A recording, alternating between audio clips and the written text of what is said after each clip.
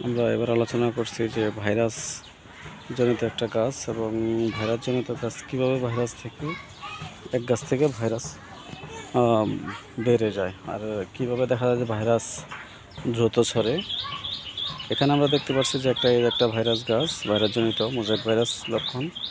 তো এই mosaic virus লক্ষণ যখন এক গাছ থেকে আরেক গাছে যাবে আর কী কারণে যাবে, এটার রোধ কী, এটা নিয়ে আলোচনা। তা আসলেই ভাইরাস জনিত যে গাছটা, সেটাতে আসলে ভাইরাস থাকে আমরা জানি। এখন এখান থেকে আরেকটা গাছে কীভাবে যায়, এটার উদ্দেশ্য হলো যে আমরা অনেক সময় দেখি যে একটা গাছে ভাইরাস ধরছে বাগানে, সেইখান থেকে আরেকটা গাছে ভাইরাস সরে যাচ্ছে। আর কীভাবে যায় এবং কার মাধ্যমে যায়।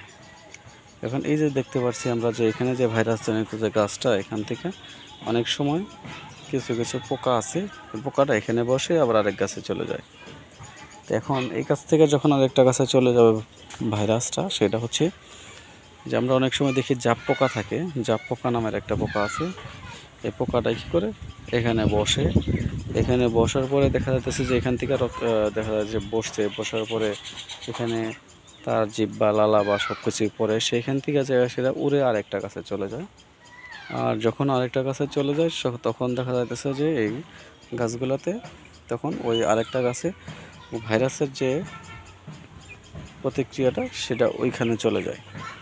আর এখান থেকে যখন ওইখানে চলে যায় বসে, ওইখানে বসার পরে যেই গাছে ওই যা পোকাটা বসবে, ওই পোকাটার থেকে আবার ওই গাছে ভাইরাস শুরু হয়ে যাবে। আর এভাবে আস্তে আস্তে ভাইরাসের উৎপত্তিটা হয়। এবং দেখতে পাচ্ছি আমরা এখান থেকে আরেকটা গাছে যেরকম ভাইরাস শুরু হয়ে যাচ্ছে, একই সমান গাছ।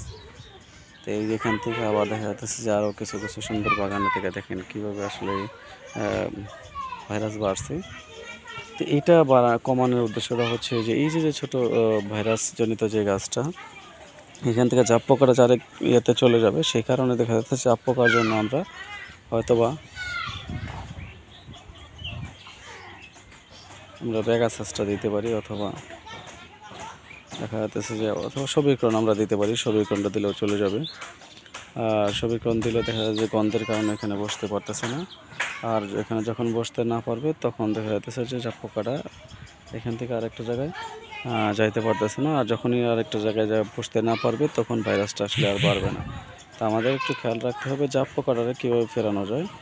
আর জাপ পোকাটা ফেরানোর জন্য আমরা দেখা যায় যে কী করতে পারি, গন্ধ একটা সাইফারমেথ্রিন গ্রুপে একটা বিষ দিয়ে দিলাম যাতে এখান থেকে আরেকটা গাছে না যায়।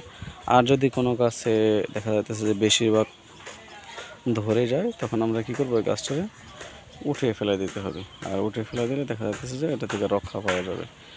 এই ছিল ভাইরাস নিয়ে আলোচনা।